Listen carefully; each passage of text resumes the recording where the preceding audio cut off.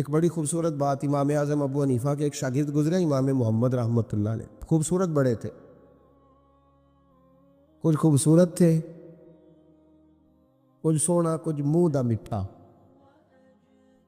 کچھ پیارے بڑے تھے، کچھ ان کا انداز یہ تھا کہ نفاست پسند بڑے تھے، بڑے نفیس تھے، نکلتے تھے تو تنہا نہیں نکلتے تھے۔ ایک دفعہ بغداد میں تشریف لائے تو بغداد سے انہوں نے ایک بستی اور میں جانا تھا، تو وہاں یہودیوں اور عیسائیوں کا بڑا غلبہ تھا، تو امام محمد رحمۃ اللہ علیہ فرمانے لگے یہودیوں اور عیسائیوں کے بیچ سے گزرنا ہے تو کوئی یہی نہ سمجھے کہ ان کے تو پلے کچھ نہیں، کہنے لگے سونے گھوڑے لاؤ عربی نسل کے۔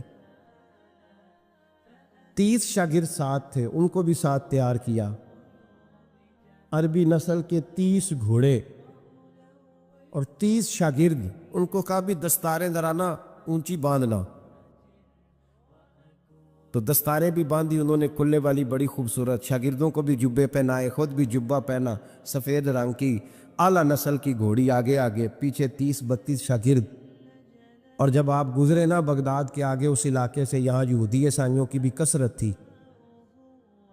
عورتوں کی عادت ہوتی تھی پرانے زمانے میں مہمان دیکھنے کے لیے چھتوں پہ چڑھ جاتی، کچھ اپنے دروازے پہ کھڑی ہو جاتی، کچھ دیکھتی کھڑکیوں میں سے کہ گزر رہا ہے کوئی مہمان، تو یہودیوں کی عیسائیوں کی بہت ساری عورتیں چھتوں پہ چڑھ گئیں، تو مسلمان نعرے لگانے لگے امام محمد آ گئے، امام محمد آ گئے۔ کچھ پہلے ہی بڑے حسین تھے، پہلے ہی بڑے خوبصورت تھے، کچھ حضور کی سنت کا نور چڑھا ہوا تھا، کچھ دائیں بائیں شاگرد تھے، پھولوں کی پتیاں گر رہی تھی، تو جب محمد محمد کے نعرے لگنے لگے نا تو ان عورتوں نے امام محمد کا جلوہ دیکھا، تو دیکھا دیکھی کام کیا شروع ہوا، ایک نے دیکھا تو اتنی محو ہوئی کہ اس نے کلمہ پڑھنا شروع کر دیے، اس سے کلمہ سن کے تو دوسری نے بھی پڑھا، تیسری نے بھی پڑھا، چوتھی نے بھی پڑھا، بیبیاں بلند آواز سے مسلمان ہونے لگی، ان کو دیکھا دیکھی مرد بھی پڑھنے لگے، ڈھیر سارے یہودی عیسائی مسلمان ہو گئے۔ ایک مسلمان ان سے کہنے لگا تمہیں غلطی لگ گئی ہے، یہ ہمارے نبی محمد نہیں۔ تو میاں صاحب کا نام محمد تھا نا، تو کشمیر کے لوگ کہنے لگے شاید وہاں کے ہندو سکھ وہاں کے جو تھے کشمیر کے، وہ کہنے لگے شاید وہی محمد ہے، تو فرمانے لگے میں تے بندہ ٹھگ جے لوکو، میں تے بندہ چور، جس دا خلقت کلمہ پڑھ دی او محمد بور، میں تے بندہ ٹھگ جے لوکو، میں تے بندہ چور، جس دا خلقت کلمہ پڑھ دی او محمد ہور۔ تو امام محمد رحمۃ اللہ علیہ کو نعرہ لگ رہا تھا، تو ایک بندہ کہنے لگا یہ وہ والے محمد نہیں، یہ ہمارے نبی پاک صلی اللہ علیہ وسلم محمد صلی اللہ علیہ وسلم نہیں، یہ وہ نہیں، یہ تو ہمارے ایک امام ہے امام محمد، وہ والے نہیں۔ اب وہ کچھ لوگ چپ تھے، کچھ سوچ رہے تھے، کچھ بات کر رہے تھے، تو ایک بوڑھی اماں اپنے انداز میں بیچ میں سے بولی، کہنے لگی چل بیٹا چھوڑ، ہمیں پڑھنے دے کلمہ، اگر مسلمانوں کے چھوٹے سے محمد کا یہ حال ہے تو بڑے محمد کا کیا حال، پڑھنے دے ہمیں کلمہ، یہ حال ہے ان کے غلاموں کا تو سرکار کا عالم کیا ہو۔ تو امام محمد کی چال نکلی، بتانا یہ چاہ رہا تھا کہ امام محمد رحمۃ اللہ علیہ سے ایک بندے نے ایک دفعہ مسئلہ پوچھا، اس نے کہا حضرت صاحب میں گیا تھا منڈی، وہاں سے لایا ہوں ایک ٹوکری آم کی اور ایک ٹوکری سیب کی، ہمارے یہاں کا کریٹ کہتے ہیں اس کو، تو میں وہ لے کے آیا ہوں۔ اب میں نے جب گھر لا کے اس کو کھولا ہے نا تو آدھے صحیح نکلے ہیں، ہوتا ہے نا جی اللہ خیر کرے، جو دیانت دار تاجر ہے اللہ آج کل مہربانی فرمائے، وہ ہمارا ریڑھی والا بھی بڑا ایماندار ہے، ہم کیا کریں صدر کی بات، وہ بھی سامنے جو تگڑے تگڑے ہوتے ہیں اس نے آگے لگائے ہوتے ہیں، اور جو تھوڑے سے کمے ہوتے ہیں وہ اندر والی سائیڈ پہ دیوار کے اندر رکھے ہوتے ہیں۔ کیا کیا جائے، ہم کیا سیاستدانوں کی کرپشن کی بات کریں گے، یہاں تو معاملہ بڑا گڑبڑ ہے نیچے سے لے کر۔ تو کہا حضور میں نے وہ جو کھولی ہے نا پیٹی، وہ ٹوکری جب میں نے کھولی ہے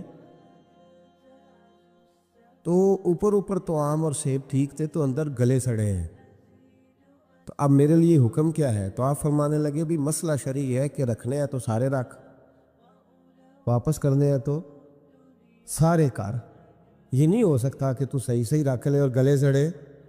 تو یہ مسئلہ امام محمد بتا کے تو رونے لگ گئے۔ تو بندہ کہنے لگا حضور مسئلہ بتایا ہے آپ نے، تو فقہ کا ایک مسئلہ ہے سادہ سا کہ حضرت اب کیا کرنا ہے، تو رونے والی کون سی بات ہے؟ تو فرمانے لگے یہ تجھے مسئلہ بتا کے نا مجھے کچھ اور یاد آ گیا۔ آپ کو کیا یاد آیا ہے؟ فرمانے لگے میں بھی عرض کروں گا، مولا امام اعظم کے پاس بیٹھا ہوں، معروف کرخی، سری سکتی، جنید بغدادی، ان سارے درویشوں کے پاس رہا ہوں، میں بھی بیٹھا ہوتا تھا اس محفل میں جس میں یہ ہوتے تھے، اگر جنت میں بھیجنے ہیں تو سارے بھیج، یہ نہیں ہو سکتا کہ گلے سڑے ادھر پھینک دے اور اچھے اچھے اٹھا کے لے جائے۔ ہم سارے مصطفیٰ کا کلمہ پڑھنے والے، سب کو کہا یا ایھا الذین آمنو، ہم سب کا اکٹھا نام۔ ان لوگوں کی جو محبت ہے نا وہ فائدہ دے گی۔ خواجہ فرید الدین مسعود گنج شکر رحمۃ اللہ تعالیٰ علیہ کہنے لگے نظام تجھے آئے ہوئے بڑے دن ہو گئے، جا یار چکر لگایا، چکر لگایا۔ فرماتے میں پیدل گیا تو مجھے جانے میں کئی مہینے کئی ہفتے لگے۔ میں دلی پہنچا اور اپنے گھر کا نا ایک چکر لگایا، اوپر سے چکر لگا کے تو پھر پاک پتن کے رستے میں چل پڑا۔ کہتے ہیں واپس پہنچا تو حضرت بابا فرید صاحب رحمۃ اللہ علیہ نے دن گنے ہوئے تھے، کہنے لگے یار اتنے ٹائم میں تو واپس آیا ہے نا، اتنا ٹائم تو آنے جانے پہ لگتا ہے، کہ غریب نواز محسوس نہ فرمائیے گا، آپ نے کہا تھا چکر لگایا، تو حضور میں ایک چکر ہی لگایا ہے، پھر میں واپس آ گیا ہوں، بات ہی چکر کی ہوئی تھی۔ خود دیکھیں نا نبی پاک صلی اللہ علیہ وسلم نے فرمایا ابو ہریرہ کوئی کام بھی کیا کر یار، یہیں بیٹھا رہتا، عرض کی حضور صحیح ہے۔ اٹھے، سامنے ایک ستون تھا، اس کے پیچھے سے ہو کے نا واپس آ گئے، تو حضور نے فرمایا گئے نہیں، کہ حضور نے آپ نے فرمایا تھا جایا آیا کر، گیا ہوں پر میرا دل ہی نہیں لگا۔ بھئی تو یہاں سے ہو کے واپس آ گیا، کہیں جانا تو تھا نا، یہیں سے ہو کے۔ تو ان لوگوں کے صالحین کی محبت کے راستے میں کوئی چیز رکاوٹ نہیں بنی۔ ہمارے ہاں چیزیں رکاوٹ بنتی ہیں، اپنے اولیاء اللہ سے، صوفیاء سے، بزرگان دین سے، رب کریم کے بندوں سے، داتا علی اجویری سے، خواجہ اجمیری سے، ان لوگوں سے پیار کریں، صالحین کی محبت دلوں میں پیدا کریں، صحابہ کا پیار دلوں میں پیدا کریں، اہل بیت نبوت کا پیار دلوں میں پیدا کریں۔ یار یہ حدیث جو ہے نا، یہ امید کی کرن ہے، یہ روشنی کا مینار ہے کہ میرے نبی پاک نے فرمایا جو جس سے پیار کرے گا قیامت میں اسی کے ساتھ رکھا جائے گا۔ یہ صحیح بخاری کی حدیث ہے، المرء مع من احبہ، اور یہ جو مع ہے نا اس کا معنی ہے ساتھ رہنا، ہاں، مع اللہ، مع یعنی بما، یعنی اس کے ساتھ، المرء مع من احبہ، جو جس سے محبت کرے گا قیامت میں اسی کے اس کی معیت میں رکھا جائے گا۔ لیکن ہمارے ہاں نا کرامتیں، میرے جیسا شخص جب بھی کرامت سناتا کہتا میرے حضرت صاحب کا مجھ سے بڑا پیار، بھائی وہ تو پیار کریں گے ہی، وہ تو برکھا ہے، وہ تو رحمت کا سایہ ہے، وہ تو سائبال ہے، تو بازو کھلے ہوئے۔ تو بتا تیرے اپنے دل کا حال کیا ہے؟ حضرت حرم بن حیان رحمۃ اللہ تعالیٰ علیہ فرماتے میں حضرت اویس کرنی کو ڈھونڈنے چل پڑا، ڈھونڈنے بھی اسے نکلا جسے کسی نے نہیں ڈھونڈا اور جو کبھی کسی کو نہیں ملے، حضرت اویس کرنی۔ یہ فقرہ کسی درویش نے نا حضرت اویس کرنی کے لیے کہا، یہ فقرہ پورا فٹ انہیں پہ آتا ہے، اسی کسے دے کچھ نہیں جلا دے تے نہ کوئی ساڈا دردی، کوئی جرانہ نہیں، کوئی دوستانہ نہیں۔ حضرت اویس کرنی کا مزار بھی کنفرم نہیں کہ کدھر ہے، بس اسی کسے دے کچھ نہیں لگ دے، کیا ضرورت ہے، بس ٹھیک ہے، اپنا جو ہے انداز سارے زمانے سے علیحدہ کر کے رکھا انہوں نے، علیحدہ، الگ تھلگ۔ تو حضرت خواجہ اویس کرنی کو ڈھونڈتے ڈھونڈتے کہتے ہیں میں گیا، کرن گیا، انہیں دھرم بھی نہیں، یہ داتا صاحب نے اس کو لکھا ہے، فرماتے ہیں میں گیا تو مجھے لوگوں نے کہا وہ تو حج کرنے چلے گئے۔ کہتے جب میں مکے گیا تو میں نے لوگوں سے پوچھا اویس کرنی آئے تھے؟ کہنے لگے ہم تو نہیں جانتے۔ یہ تو میرے جیسے لوگ ہوتے ہیں نا جن کی تصویریں زیادہ نکلتی ہیں، تو جن کی ویڈیو زیادہ ہوتی ہے تو لوگ زیادہ جاننے لگتے ہیں، ورنہ رب کریم کے بندے تو چھپے ہوئے۔ चक्कर में पड़े ही नहीं, कौन अवैस करनी। तो उन्होंने कहा कि हज़रत अवैस करनी, चेहरे पर बरस के दाग हैं, कमज़ोर सा वजूद है, दाढ़ी ज़्यादा घनी नहीं। जब हालात बताए तो कहने लगे इस तरह का एक शख्स आया था, उसने तवाफ़ किया था, पहले भी दुनिया करती है पर जब उसने किया है ना तो उसके तवाफ़ ने वो खुद भी रोया है और भी बड़े रोए हैं। वो जब हजर अस्वद पे आया है तो रंग बदलता देखा है। कहा वो किधर गए? कहने लगे पूरा नहीं पता, इतना ज़रूर खबर है कि उनके अंदाज़ बताते थे कि अब मदीने जाएंगे। जनाब हरम बिन हयान कहते हैं फिर मैं मदीने गया, मैंने ख्वाजा अवैस को ढूंढा। मैंने कहा यार मैंने हज़रत ख्वाजा अवैस करनी को मिलना है, किसी ने बताया है कि वो मदीना शरीफ आए। तो लोग कहने लगे हम नहीं जानते वो कौन है। लेकिन ना दुनिया जान गई, दुनिया में बड़ा कुछ हो गया, बाई नेम लोग जानने लगे, होटलों पे पहचानने लगे, सड़कों पे पहचानने लगे। लेकिन बात तो ये है कि जिनको पहचानना चाहिए अगर वो पहचान लें फिर तो बड़ी बात है, फिर तो बड़ी बात है। लेकिन अगर वहाँ ही पहचान ना हो सके तो फिर तो मामला बड़ा अलग सा है ना। अजीज़ भाई, हज़रत ख्वाजा अवैस करनी के बारे में पूछा तो मदीना शरीफ के ज़ायरीन और वहाँ के मकामी लोग भी कहने लगे कोई नहीं पता, हम नहीं जानते, मिले ही नहीं। तो कहा बारीक सा वजूद है, पुराना सा लिबास है, बरस के दाग है, चेहरे पे दाढ़ी ज़्यादा घनी नहीं, किसी को पास नहीं बिठाते।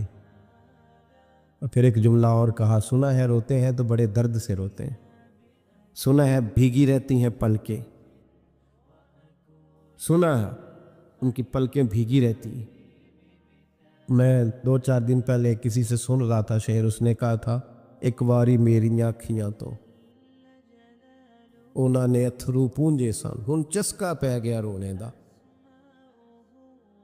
हर वेले या हो जारी है। कहते हैं कि वो इस तरह की उसकी कैफियत है। कहते मैंने कहा यार वही तो अवैस करनी थे, किधर गए? कहने लगे कोई खबर नहीं। जब वो आए हैं तो उनके आने का अंदाज ही निराला था।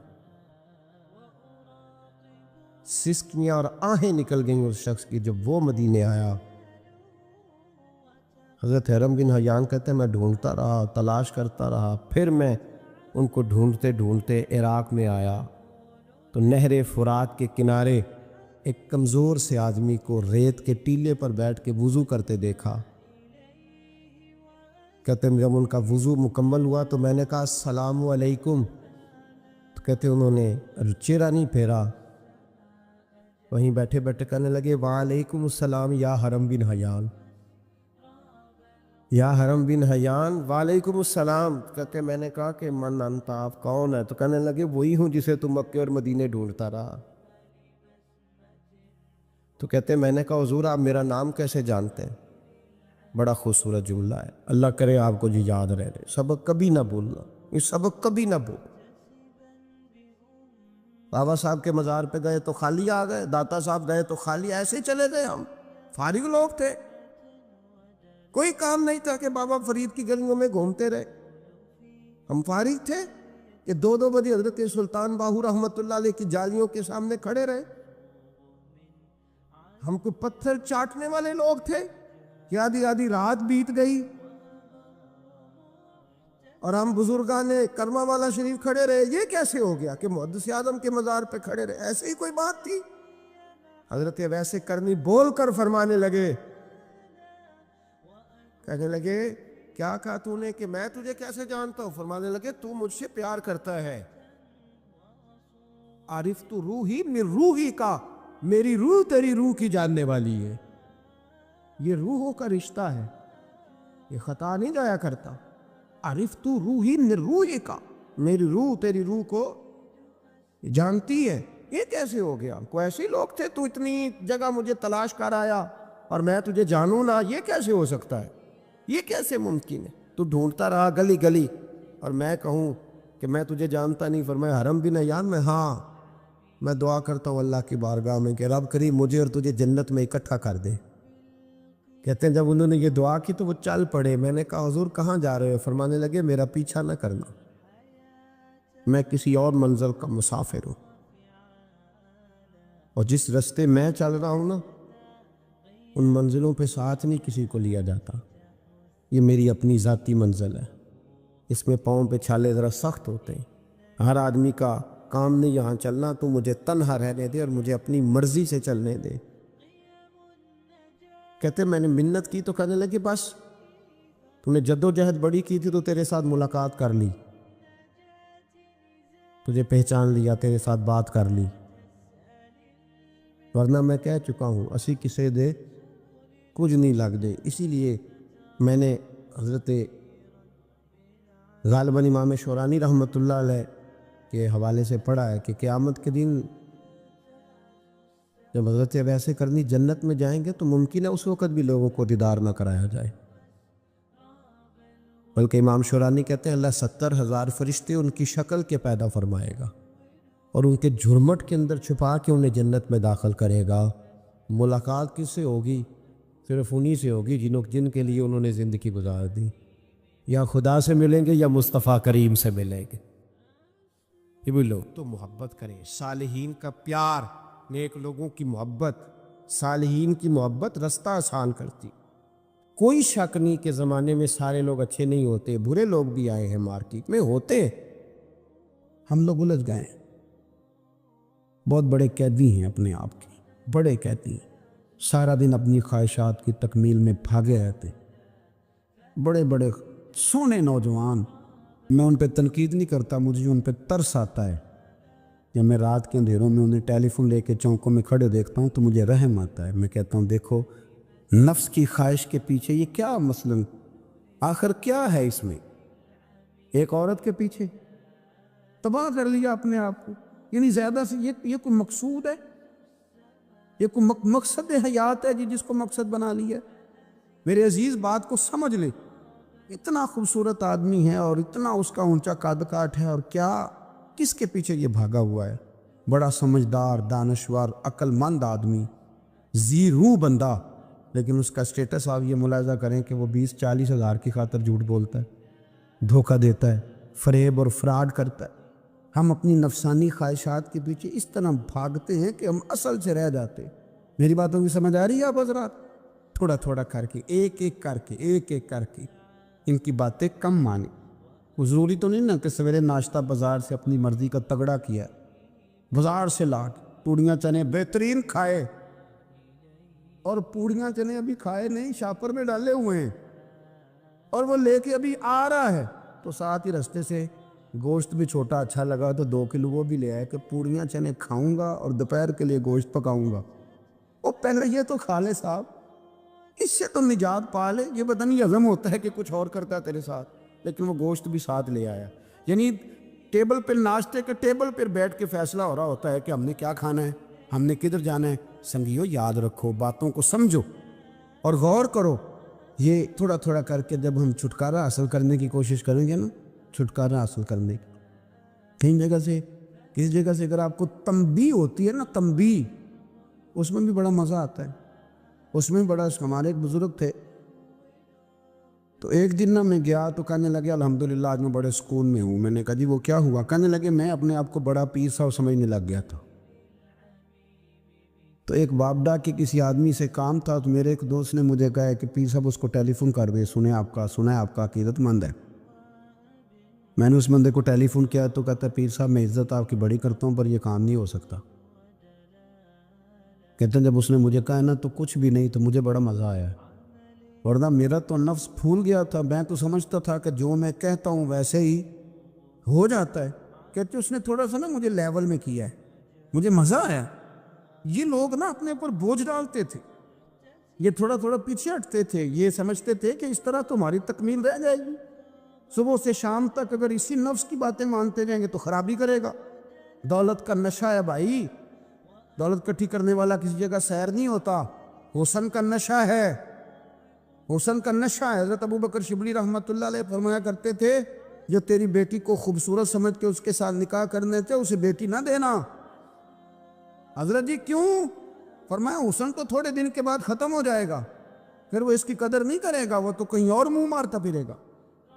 حضرت ابو بکر شبلی رحمۃ اللہ تعالیٰ علیہ کی بیٹی خوبصورت تھی. ایک نوجوان کہنے لگا میرا نکاح کر دیں. آپ فرمانے لگے پتر تو 1 مہینے کے بعد آنا کر دوں گا، بڑی موٹی تازی خوبصورت صاحبزادی. تو حضرت نے اسے دوائی کھلائی، اسے پخانے لگ گئے. جو پخانہ کرتی ایک مٹکے میں سنبھال دیتے. تھوڑا وقت گزرا تو وہ ہڈیوں کا پنجر بن گئی. مہینے بھر میں دست اتنے آئے کہ کمزور ہو گئی. تو ابو بکر شبلی 1 مہینے کے بعد نوجوان کو بلایا، فرمایا ادھر آ تیرا نکاح کروں. بچی دکھائی تو وہ کمزور بستر پہ پڑی. فرمایا شادی کہنے لگا اسے نہیں میں نے کرنی. فرمایا یہ وہی ہے؟ کہنے لگا جی نہیں. فرمایا تو کہتا تھا مجھے عشق ہے، کدھر گیا تیرا عشق؟ کہنے لگا حضرت صاحب آپ کیسی بات کر رہے ہیں؟ فرمایا ادھر آ. پھر وہ مٹکا جس میں گند رکھا تھا وہاں لے گئے. فرمانے لگے تیرا اس کے ساتھ عشق تھا، یہ ہے تیرا عشق. فرمایا اسے تو میں 4 دن روٹی کھلاؤں گا پھر تندرست ہو جائے گی، لیکن میں دیکھنا چاہتا تھا کہ تو میری بیٹی سے پیار کرتا ہے یا اس کے چہرے پہ آنے والی کچھ وقت کے لیے سرخی سے پیار کرتا ہے، اس لالی سے پیار کرتا ہے جو جوانی کے وقت بچوں اور بچیوں پہ آتی ہے. کس چیز کے دل دادا؟ یعنی کیا مطلب؟ نفس کی غلامی، سراسر غلامی. اور پلٹ پلٹ کے بڑے بڑے سیانے بندے چھوٹی سی خواہش کے لیے. بڑا سمجھدار بڑا سیانا بندہ. میں ایک بڑے بزرگ عالم تھے، میں ایک دفعہ ملنے گا تو پائے پکا رہے تھے، خود پائے پکا رہے تھے. تو وہ بڑے پیار کی بات ہوتی ہے نا جی. تو تامت باندھی ہوئی اور بڑی جناب خستہ حالی اور وہ پائے پکا رہے ہیں. تو میں نے ان سے کہا، میں نے کہا حضرت جی پائے تو کسی اور نے بھی پکا لینے تھے، آپ بخاری لے کے بیٹھتے، چلو میری طرح کا کوئی بندہ آپ سے استفادہ بھی کر لیتا. اب پائے آپ لائیں گے، پھر پکائیں گے، پھر آپ کھائیں گے، تو یہ تو 24 گھنٹے آپ کسی کام میں گزر جائیں گے. تو یہ ایک چھوٹی سی خواہش کے لیے. میں کسی چیز کو حرام نہیں کہہ رہا. قرآن پاک کی جو آیت پڑھی ہے صرف اس کی تفسیر آپ کے سامنے عرض کر رہا ہوں. ہماری خواہشات ماں پالتی ہے، آپ کو نہیں پتہ کتنے دکھ سہتی ہے. میں ان ماؤں کو جانتا ہوں جو بیٹے کے حصوں کی مار بھی اس کے ابے سے کھاتی ہیں، مار کھاتی ہیں. وہ ایک خاتون ایک کان سے سنتا نہیں، میرے پاس ایک دفعہ آئیں، کہنے لگی 60 لگ گئی سی، کوئی دعا کر دے، کیا کوئی وظیفہ پر ڈاکٹر کہتے ہیں ٹھیک نہیں ہو سکتے. میں نے کہا باجی صحیح بتاؤ مسئلہ کیا ہے؟ کہنے نہیں کچھ بھی نہیں. مسئلہ کیا ہونا ہے؟ پتر غلط نکل آیا ہے، اس کا باپ روز مارتا ہے. آج میں آگے گئی ہوں تو اس نے ایک تھپڑ میرے کان پہ مار دیے، پردہ پھٹ گیا. مائیں مار کھاتی ہیں، لیکن وہ پتر جس کو بڑی محنت سے پالا ہے وہ جوان ہوتا ہے تو اماں سے کہتا ہے تجھے چھوڑ دینا ہے، پر جس لڑکی سے میرا ٹیلی فون پہ رابطہ ہے اسے نہیں میں نے چھوڑنا، وہ نہیں چھوڑ سکتی. ہر شے کچل جاتا ہے. وہ اماں کبھی لیٹ کے رات کو سوچتی ہے کہ یہ تو میری کل کمائی تھی، میں تو آج بھی اس کے حصے کے تھپڑ اپنی گالوں پہ برداشت کر رہی ہوں، تو یہ کدھر گیا؟ اردشیر نام کا بادشاہ تھا. حضرت محدث ابن الجوزی آج سے کچھ 700 سال پہلے لکھتے. اردشیر بادشاہ بڑا خوبصورت تھا، جوان تھا، بڑا عقل مند تھا. اس نے اس طرح کہ قریب قریب کی ساری ریاستوں پہ قبضہ کر لیا. بڑا عقل مند زیرک تھا، قبضہ ہو گیا.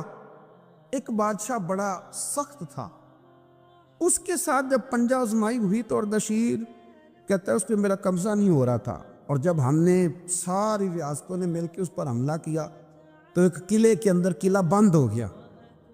اردشیر بڑا خوبصورت آدمی تھا، بڑا سمجھدار تھا. تو وہ بادشاہ قلعہ بند ہو گیا، اس نے کہا نکلنا ہی نہیں. اب وہ اندر بند ہے، یک بارگی حملہ کیا تو وہ بڑا بڑا قلعہ تھا اس میں بند ہو گیا. اس بادشاہ کی نا جس پر حملہ کیا، اس کی بیٹی اچانک ایک دن قلعے کی دیوار پہ چڑھی تو اردشیر کے حسن و جمال کو دیکھا تو عاشق ہو گئی،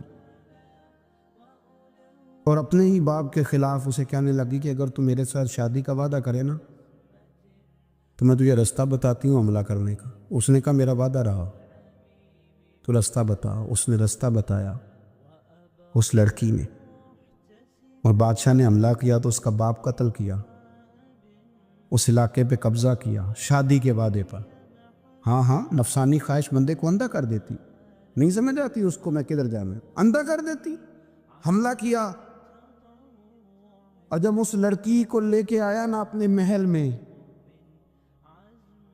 تو پہلے دن شادی کی پہلی رات تھی، تو بستر بچھایا کنیز نے، تو وہ کبھی کروٹ ادھر بدلتی کبھی ادھر بدلتی. تو بادشاہ کہنے لگا کیا ہے؟ کہنے لگی بستر میں کچھ ہے مجھے تکلیف دے رہی.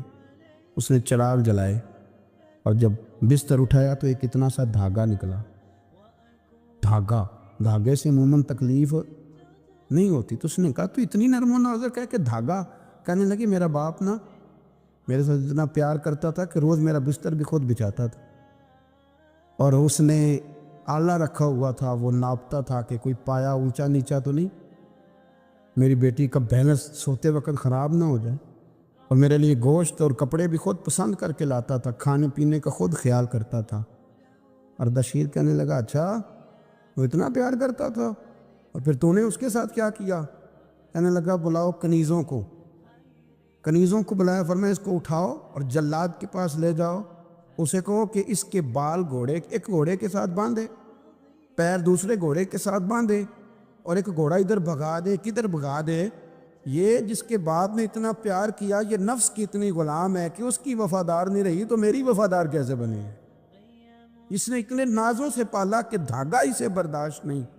او یارو یاد رکھو، اگر نفس کی غلامی کرو اور بڑے بڑے وفاداروں کو چھوڑ کے غلامی کرو تو پھر کہو وفادار مل جائیں، کوئی بول لڑا نہ بول بیٹھی، ہوں دے خصم ناراض بڑ بولیاں دے، کہاں سر کھائے تے بلبل ٹھنڈ پائے، بڑے فرق نہیں سجنا بولیاں دے، جڑیاں خصماں دی وچ رضا وسن، بھاگ جاگ جاندے انہاں گولیاں دے، آپ ادلیاں نو سردار پین ٹکے تے شرما والیاں نو چوٹے ڈولیاں دے۔ اپنے نفس کے پیچھے چلو گے تو یہ تباہی ہے۔ جب ہم نے کسی سے وفا نہیں کی تو یہ کیا امید ہوئی کہ دنیا ہم سے وفا کرے گی؟ اللہ رسول کی مرضی کے مطابق اصول پسند زندگی بنائیں، ایک ایک کر کے اپنی خواہشات سے پیچھے ہٹیں، تھوڑے پہ گزارا کرنا سیکھیں، اپنے نفس کو سمجھائیں۔ ضروری نہیں کہ روٹی ہر وقت مزے کے لیے کھائی جائے، کبھی کمر سیدھی کرنے کے لیے خشک روٹی بھی کھا کے دیکھو، کبھی سادہ کھانا اس پہ بھی اکتفا کرو، کبھی تھوڑا کھا کے اچھے طریقے سے سادے کمرے میں بھی اللہ کو یاد کر کے دیکھو۔ نفس کے پیچھے نہ بھاگیے گا، تباہی کرے گا۔ فرمایا خواہشوں کے پیچھے نہ چلنا، تمہیں اللہ کے راستے سے بہکا دیں گی، اور فرمایا بے شک ان کے لیے سخت عذاب ہے جو اللہ کے راستے سے بہک گئے۔ اور کیوں سخت عذاب ہے؟ اس لیے کہ انہوں نے آخرت کے دن کو بھلا دیا، تو آخرت کا دن بھلا دیا، پیچھے کا خواہشوں کے پیچھے نہ چلنا، تمہیں اللہ کا راستہ بھلا دیں گی۔ مفہوم آیت یہ ہوا، قرآن نے ہمیں ارشاد یہ فرمایا کہ خواہشات نفس کے پیچھے چلو گے آخرت کو بھول جاؤ، تمہارے ذہن میں یہ بات نہیں رہے گی کہ میں نے مرنا بھی ہے۔ پھر لوگ معاذ اللہ ثم معاذ اللہ یہ کہیں گے کہ بھائی یہاں جینے دو نا، پھر آگے جائیں گے تو دیکھی جائے گی۔ لوگ بھول گئے مرنے کو۔ ہماری ساری جدوجہد زندہ رہنے کے لیے ہے، ساری 60-70 سال کے لیے سارا کچھ ہے۔ آپ دیکھ لیں، ٹٹول لیں کسی بندے کو، صرف جتنی محنت کر رہا ہے وہ جینے کے لیے کر رہا ہے۔ رب قریب کے بندے جتنی محنت کرتے تھے مرنے کے لیے کرتے تھے،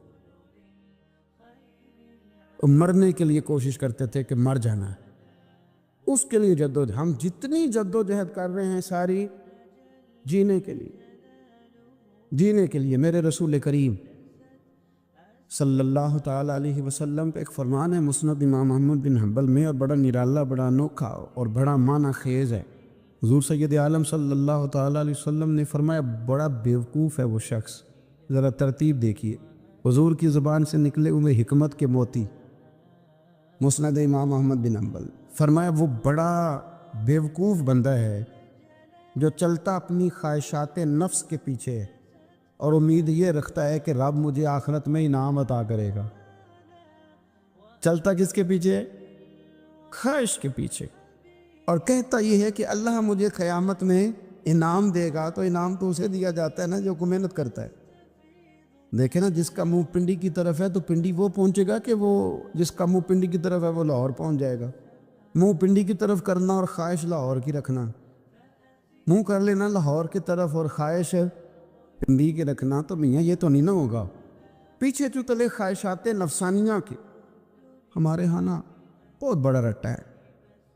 آپ یقین کریں، میں اکثر کہتا ہوں، میں یہ کہا کرتا ہوں کہ ہمیں نا اپنی مرضی کا سارا کچھ چاہیے، اپنی مرضی کا، اور سارا کچھ۔ ابا جی بھی اپنی مرضی کے، بچے بھی، استاد بھی، پیر صاحب بھی، پیر صاحب بھی میری مرضی کے ہونے چاہیے۔